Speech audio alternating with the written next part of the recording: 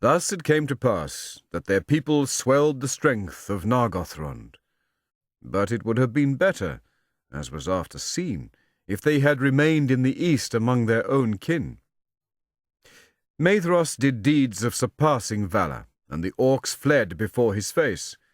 For since his torment upon Thangorodrim, his spirit burned like a white fire within, and he was as one that returns from the dead.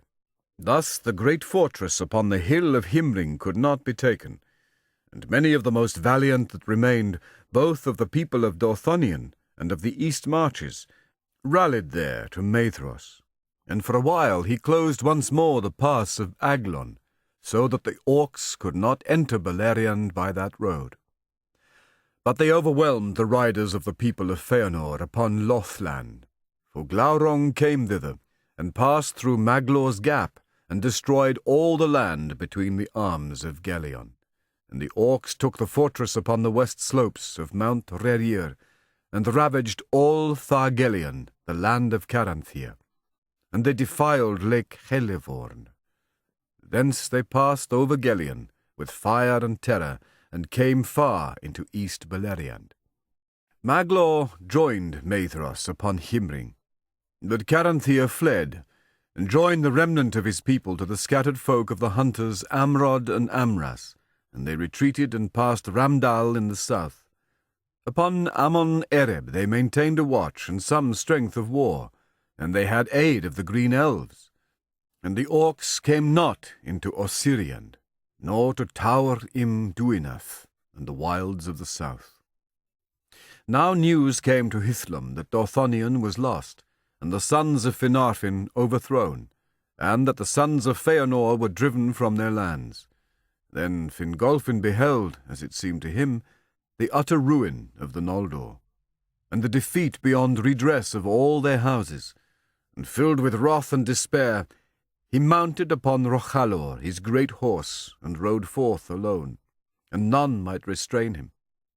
He passed over Dor Newfauglith, like a wind amid the dust, and all that beheld his onset fled in amaze, thinking that Orome himself was come. For a great madness of rage was upon him, so that his eyes shone like the eyes of the Valar. Thus he came alone to Angband's gates, and he sounded his horn, and smote once more upon the brazen doors, and challenged Morgoth to come forth to single combat. And Morgoth came. That was the last time in those wars that he passed the doors of his stronghold, and it is said that he took not the challenge willingly.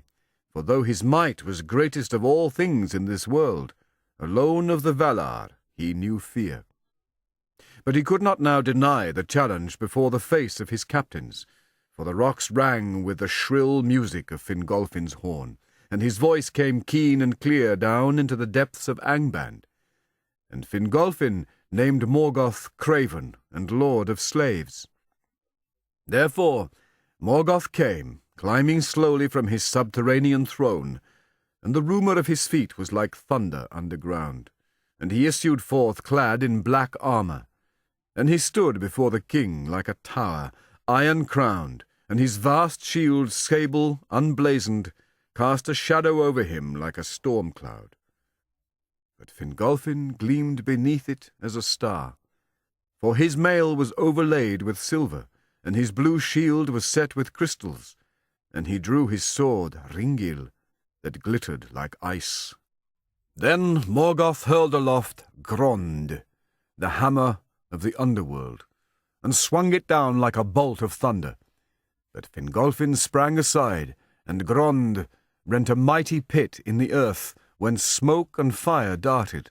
Many times Morgoth essayed to smite him, and each time Fingolfin leaped away, as a lightning shoots from under a dark cloud. And he wounded Morgoth with 7 wounds, and 7 times Morgoth gave a cry of anguish, whereat the hosts of Angband fell upon their faces in dismay, and the cries echoed in the Northlands. But at last the king grew weary, and Morgoth bore down his shield upon him. Thrice he was crushed to his knees, and thrice arose again, and bore up his broken shield and stricken helm.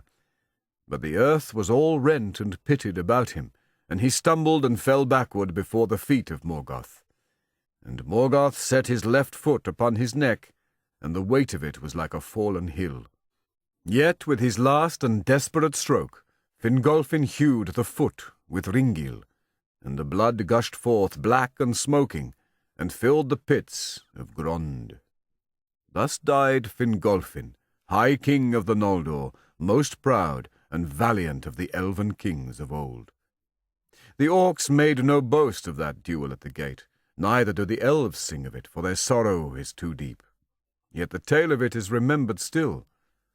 For Thorondor, king of eagles, brought the tidings to Gondolin, and to Hithlum, afar off.